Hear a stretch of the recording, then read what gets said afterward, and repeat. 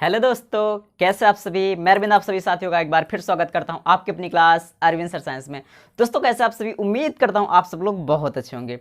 आज की जो क्लास है वो क्लास 10th फिजिक्स की होने वाली है और बहुत ही बेसिक से ज़बरदस्त क्लास होने वाली है। ठीक है, तो क्लास को पूरा एंड तक देखना और क्लास को बिल्कुल मिस नहीं करना है। ठीक है मेरे भाई, और क्योंकि जितनी भी चीज़ें हैं मैं सेकंड से लेकर चल रहा हूँ। ऑलरेडी न्यू बैच की 3 क्लासेस हो गई हैं। अगर आपने नहीं देखा है उन क्लास को तो जाके आप प्लेलिस्ट में देखिए। ठीक है, अदरवाइज लिंक आपको मिलेगा डिस्क्रिप्शन में, यहीं से आप क्लिक करके सीधा वहां पर पहुंच जाएंगे। ठीक है मेरे भाई, चलो फिर क्लास को शुरू करते हैं। तो आज मैंने बताया, ठीक है, कि आज की जो क्लास है हमारी वो क्या है, हमारी क्लास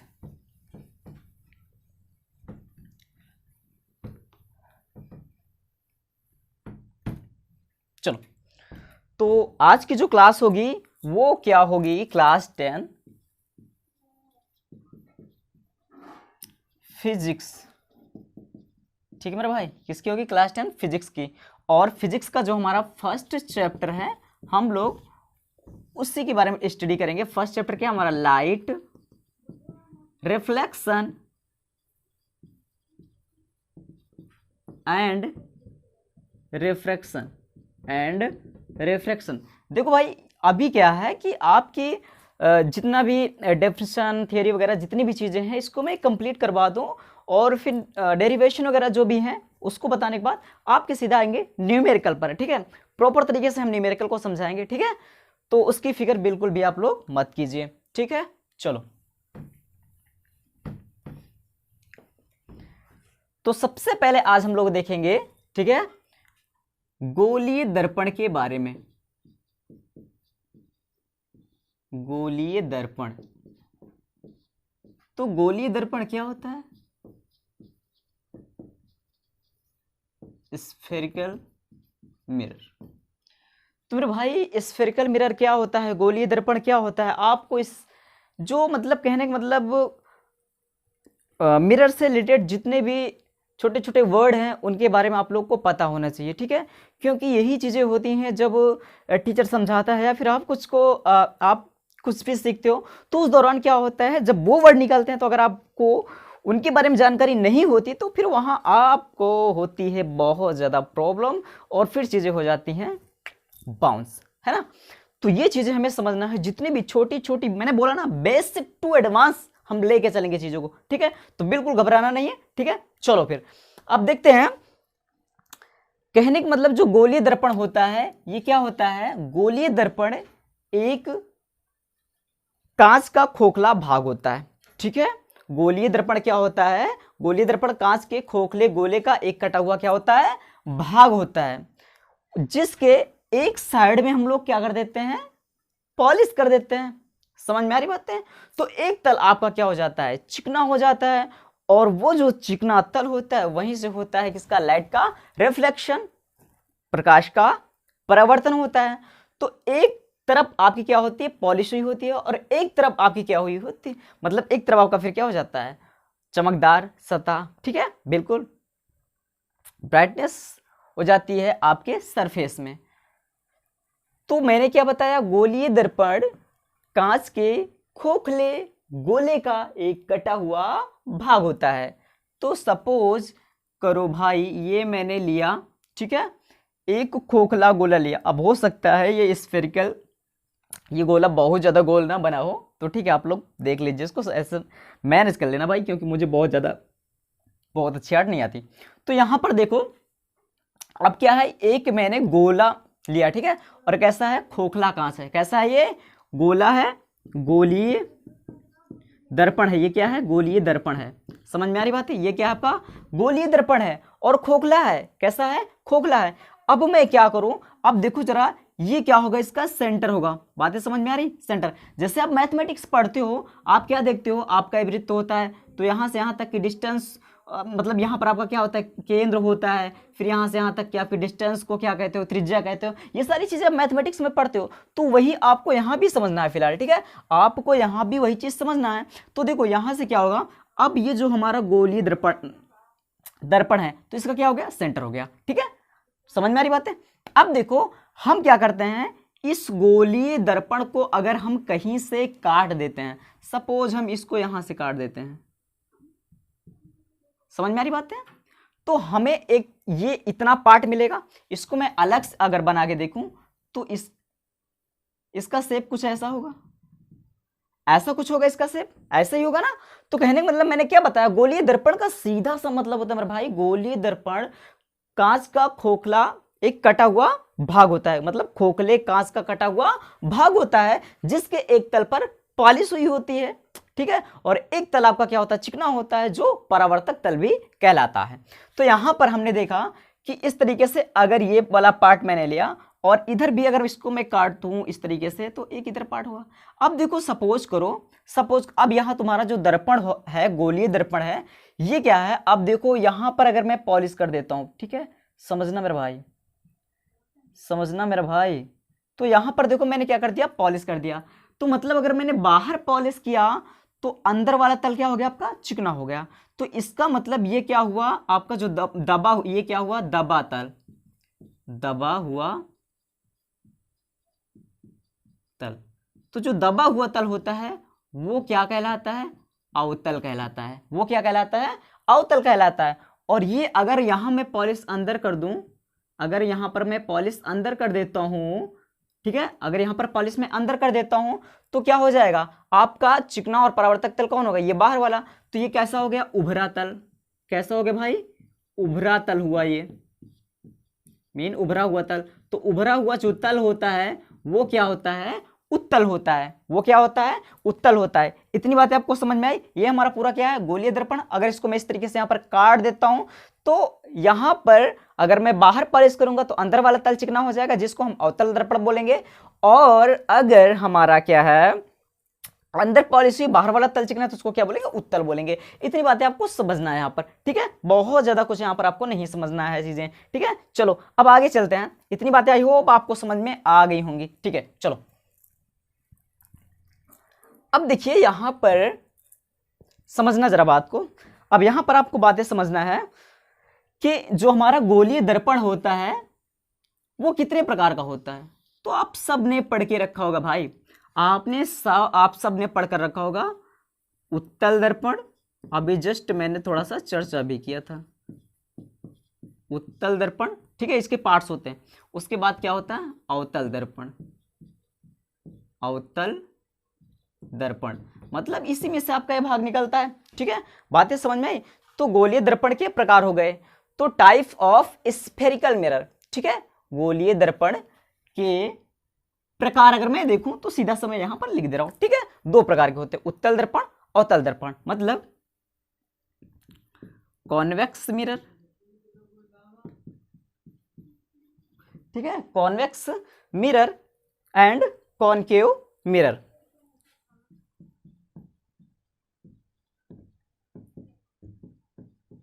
ठीक है मेरे भाई, इतनी बातें आपको समझ में आई, ठीक है, इतनी बातें आपको समझ में आ गई ना। अब यहां पर हम समझेंगे और उत्तल दर्पण क्या होता है, अवतल दर्पण क्या होता है। तो फर्स्ट ऑफ ऑल हम लोग देखेंगे उत्तल दर्पण क्या होता है। तो अभी जस्ट मैंने बताया कि जब, अब इसकी डेफिनेशन सुन लो, इसकी डेफिनेशन सुन लो उत्तल दर्पण की। उत्तल दर्पण का सीधा सा मतलब होता है कि जब प्रकाश का परावर्तन दर्पण के उभरे हुए तल से हो, जब प्रकाश का परावर्तन दर्पण के उभरे हुए तल से हो, तो ऐसे दर्पण को हम क्या बोलते हैं, उत्तल दर्पण बोलते हैं। अब भाई देखो यहां पर मैंने मान लिया एक दर्पण इस तरीके से मैंने लिया, ठीक है, बातें समझ में आ रही है।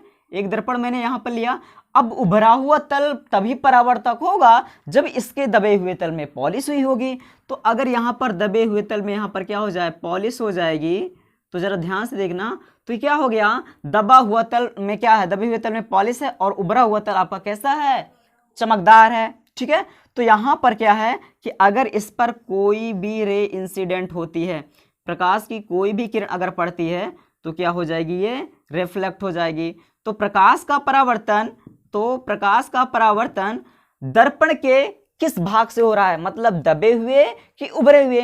तो अगर प्रकाश का परावर्तन दर्पण के उभरे हुए हिस्से से हो रहा है तो उसे हम क्या बोलते हैं, उत्तल दर्पण बोलते हैं। ठीक है मेरे भाई, इसको क्या बोलते हैं, उत्तल दर्पण बोलते हैं। ये बातें आपको प्रॉपर में समझ में आ रही होंगी, ठीक है।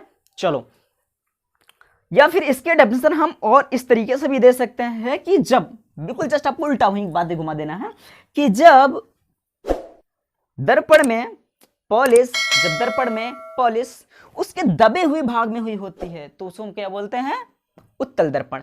दो तरीके से बोल सकते हो। पहला तरीका क्या है कि जब प्रकाश का परावर्तन उसके उभरे हुए तल से हो तो उसको हम बोलते हैं उत्तल दर्पण, ठीक है।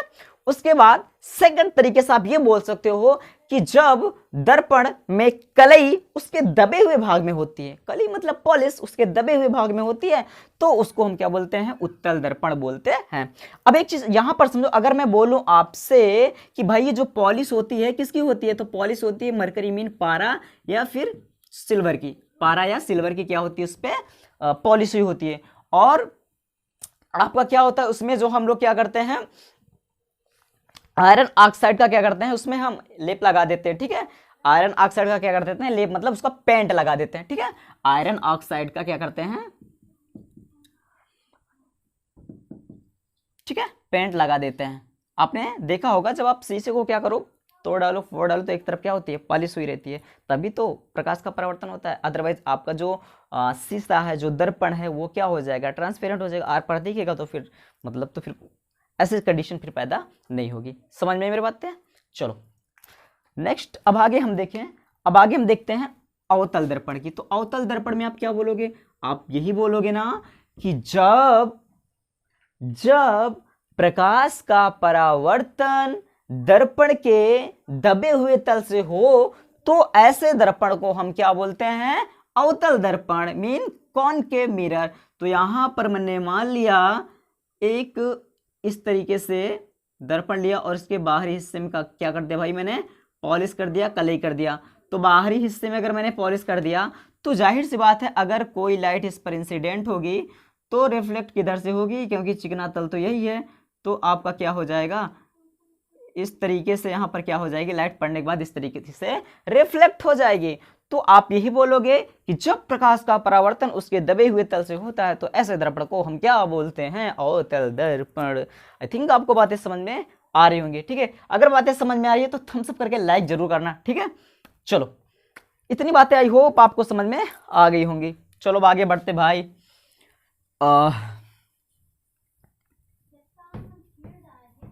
चलिए आप देखिए, अब हम इससे रिलेटेड कुछ जो वर्ड होते हैं, गोलीय दर्पण से रिलेटेड जितनी भी चीजें होती हैं हम सब उसको बारी बारी से सीखेंगे मेरे भाई, ठीक है। चलो, ओहो इस बार तो लग रहा है एकदम गोल गोल गोल गोल गोल मडोल बन गया शायद। बिल्कुल, चलो कोई बात नहीं। तो देखो मेरे भाई, जरूरत भी गोल की, जरूरत भी थी गोल बनने की इसको। अब क्या है, मान लो मैंने लिया गोलीय दर्पण, क्या लिया मैंने, गोलीय दर्पण। तो सुनो भाई मेरे बात को, ये आपका क्या हो गया, इसका केंद्र हो गया, ठीक है।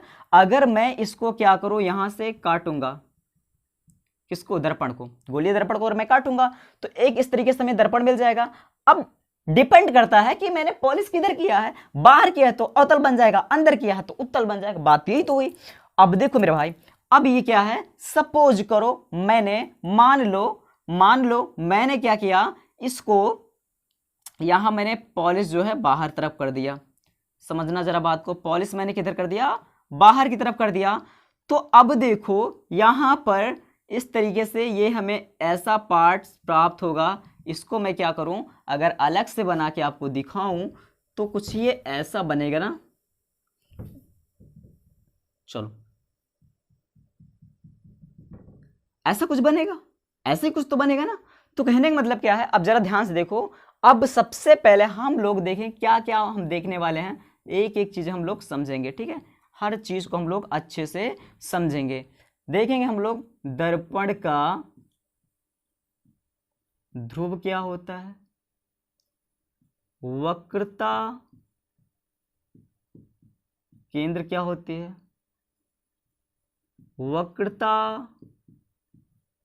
त्रिज्या क्या होती है, और आपका मुख्य फोकस क्या होता है, मुख्य फोकस क्या होता है, फोकस दूरी क्या होती है? फोकस दूरी क्या होती है? फोकस तल क्या होता है? और कुछ आपका छूट तो नहीं रहा है? ठीक है, फोकस तल आपका क्या होता है, और उसके बाद क्या होता है आपका, आई थिंक आपका क्या होता है, दर्पण का द्वारक वगैरह ऐसा कुछ होता है आपका। ठीक है, दर्पण का द्वारक हम मान लेते हैं।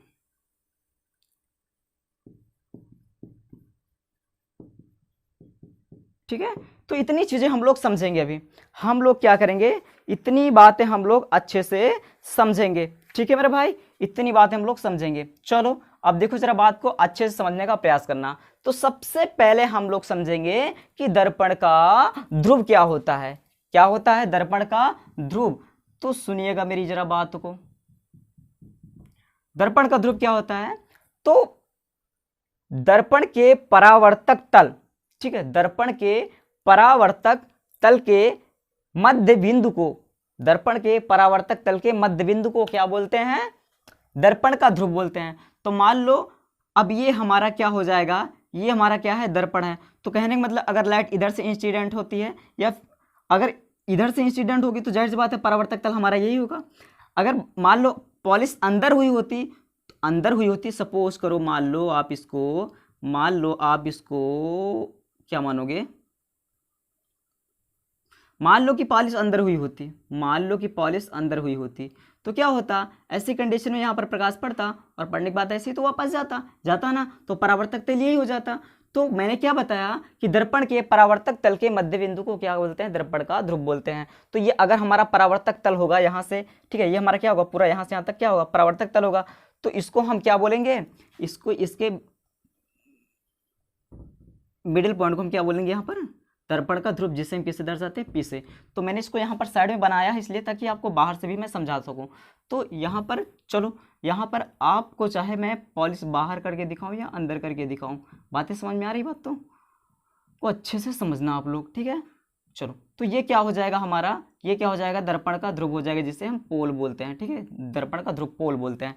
अब देखना, अब बात आती है वक्रता त्रिज्या की। समझ गए ना, दर्पण का ध्रुव आपको समझ में आ गया ना। उसके बाद वक्रता त्रिज्या, तो वक्रता त्रिज्या क्या, वक्रता केंद्र क्या होते हैं?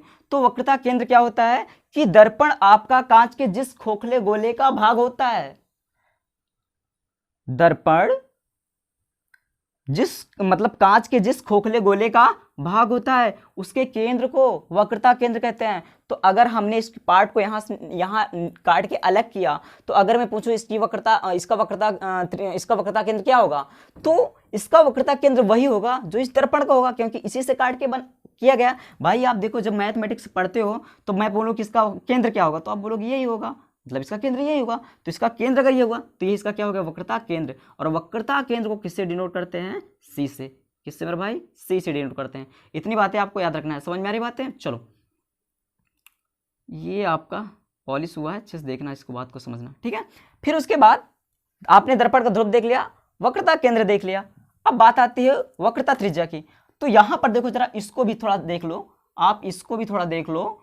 तो यहां पर आपका वक्रता केंद्र कहां बनेगा, वक्रता केंद्र यहां पर बनेगा आपका। ठीक है, कहां बनेगा आपका वक्रता केंद्र, आपका यहां पर बन जाएगा। समझ में आ रही बात है?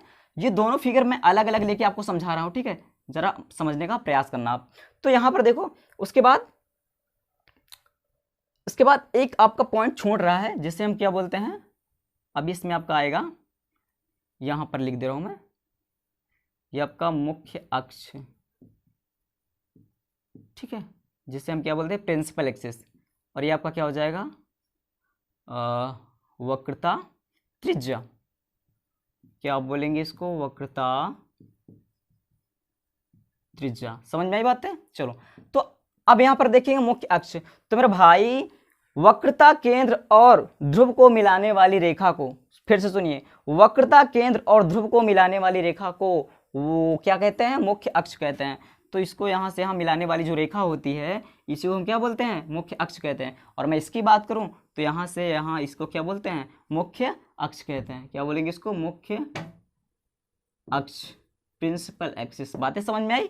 उसके बाद देखो, मैं अलग अलग काट के भी समझा रहा हूं और यहां भी समझा रहा हूं, ताकि आपको प्रॉपर तरीके से हर बात समझ में आ जाए। ठीक है, चलो अब यहां पर देखना, उसके बाद यहां पर आपका क्या हो जाएगा, यहां पर उसके बाद आपका मुख्य फोकस, ठीक है, मुख्य फोकस आपका क्या होगा। मुख्य फोकस देखने से पहले हम लोग देखेंगे वक्रता त्रिज्या, ठीक है, क्या देखेंगे हम लोग, वक्रता त्रिज्या को देखेंगे। तो वक्रता त्रिज्या क्या होगी भाई, अगर मैं पूछूं एक गोला है उसकी त्रिज्या क्या होगी, तो बोलोगे इसकी परिधि और केंद्र से के बीच की दूरी क्या बोलेंगे, त्रिज्या बोलेंगे।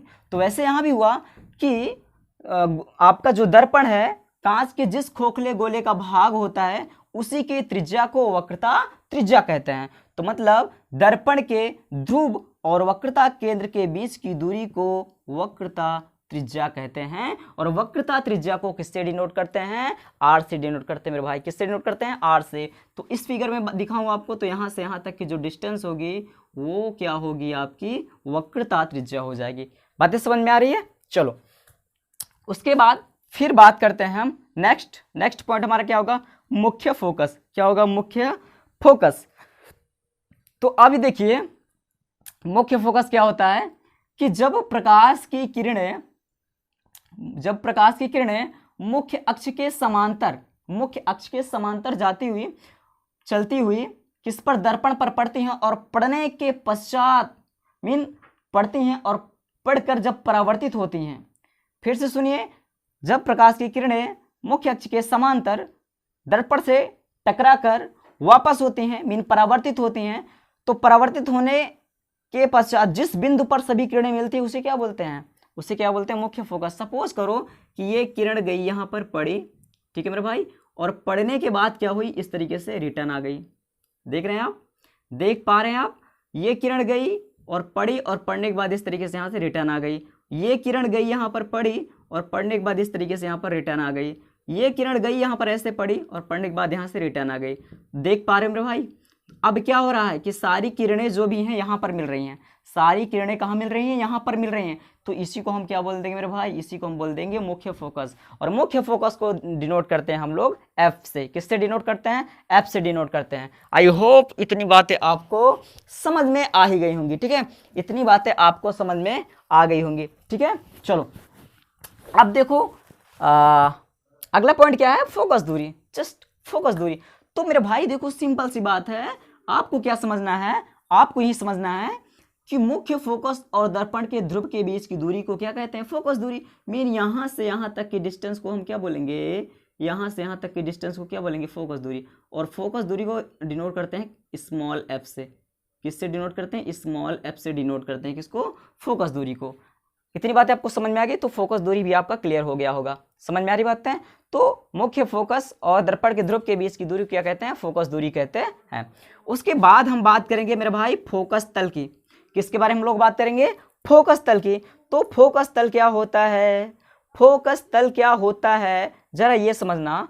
अब क्या है कि मुख्य अक्ष के लंबवत,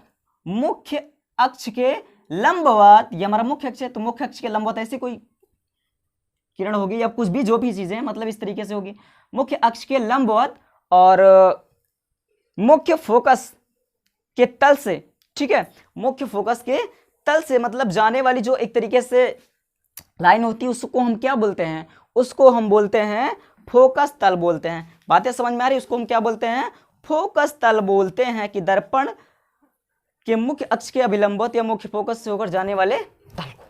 तो हमारा जो तल होगा किससे, मुख्य अक्ष के, तो मुख्य अक्ष के लंबवत और इसके ये इस तरीके से हमारा जो ये तल होगा, ठीक है, मुख्य फोकस। तो मुख्य फोकस से होकर जाने वाला जो तल होता है इसे हम क्या बोलते हैं, इसे हम बोलते हैं फोकस तल बोलते हैं। इसे हम क्या बोलते हैं, फोकस तल बोलते हैं मेरे भाई। क्या बोलते हैं इसको, फोकस तल बोलते हैं। समझ में आई बातें। उसके बाद दर्पण का द्वारक, तो बहुत सिंपल सी बात है भैया। गोलीय दर्पण के परावर्तक तल के व्यास को, गोलीय दर्पण के परावर्तक तल के व्यास को, तो गोलीय दर्पण हमारा ये हुआ और इसका परावर्तक तल यहां से यहां तक हो गया, यहां से यहां तक होगा, क्योंकि हमारा जो दर्पण M1 M2 मान लेते हैं। तो क्या है कि इसका जो परावर्तक तल है इसी के व्यास को, इसके व्यास को, भैया व्यास क्या होता है अब सबको पता होगा, यहां से यहां तक की डिस्टेंस क्या होती है, दूरी होती है, और इसको फिर से मिला दो तो इस क्या होता है, व्यास होता है। अब चाहे इसको आप ऐसे लो और चाहे आप इसको ऐसे लो, बात तो वही हुई ना, बात तो वही हुई। तो उसको क्या बोलेंगे, फोकस दर्पण का द्वारक बोलते हैं। क्या बोलते हैं, दर्पण का द्वारक बोलते हैं। तो आई थिंक आपको ये भी बातें समझ में आ ही गई होंगी, ठीक है।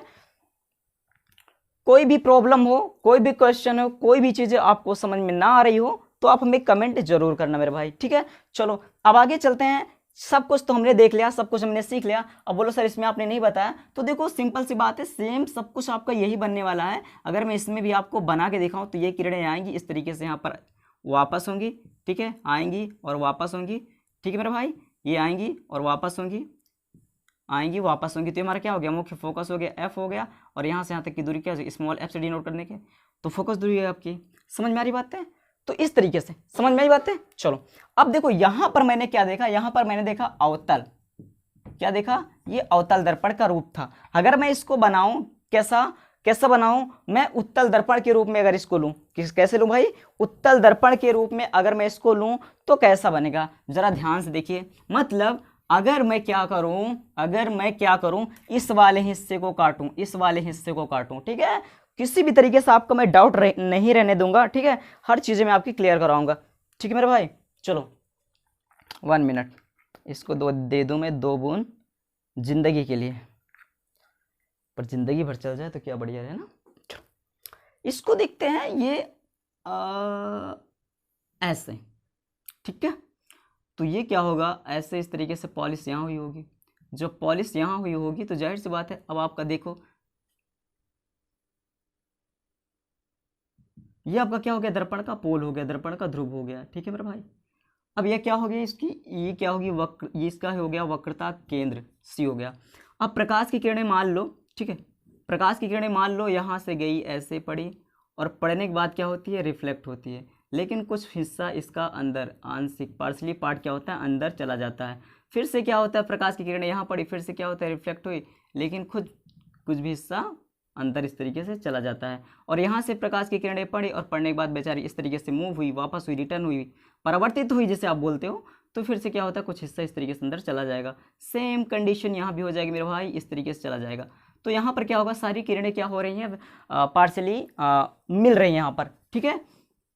तो इसको हम क्या बोलेंगे, मुख्य फोकस बोलेंगे, और यहाँ से यहाँ तक की दूरी को क्या बोलते हैं, फोकस दूरी बोलेंगे। बस यही सारा फंडा है, यही सारा खेल है, यही सारा गेम है, और यही आपकी पढ़ाई है, ठीक है। तो ये चीजें आप कंप्लीट कर लो, मैं 100% कह सकता हूं आपका ये जो चैप्टर है चुटकियों में क्लियर हो जाएगा। सच बता रहा हूं, आप इन सारे टॉपिक को क्लियर करके देखो तो सही, और बहुत ज्यादा हार्ड भी नहीं है। देखो चुटकियों में आपके समझ में आया, बस समझाना था इसलिए थोड़ा सा टाइम लग गया। समझ में आ रही बात है? तो मेरे दोस्तों क्लास कैसी लगी कमेंट में जा करके जरूर बताना, ठीक है। और अच्छी लगी हो तो लाइक करना है, अगर थोड़ी बहुत आप मेहनत की कदर करते हो तो प्लीज़ यार लाइक कर दिया करो, और जितना हो सके आप लोग शेयर करो। शेयर करने के लिए मैं जरूर बोल रहा हूँ, प्लीज़ यार शेयर जरूर किया करो आप लोग, ठीक है। क्लास को जितना हो सके आप लोग शेयर भी किया करो, ताकि और बच्चों की भी हेल्प हो सके, क्योंकि टाइम है लॉकडाउन का, ठीक है मेरे भाई। चलो, और कोई भी क्वेरी, कोई भी प्रॉब्लम हो तो कमेंट में ज़रूर बताना, क्लास ज़रूर बताना कैसी लगी।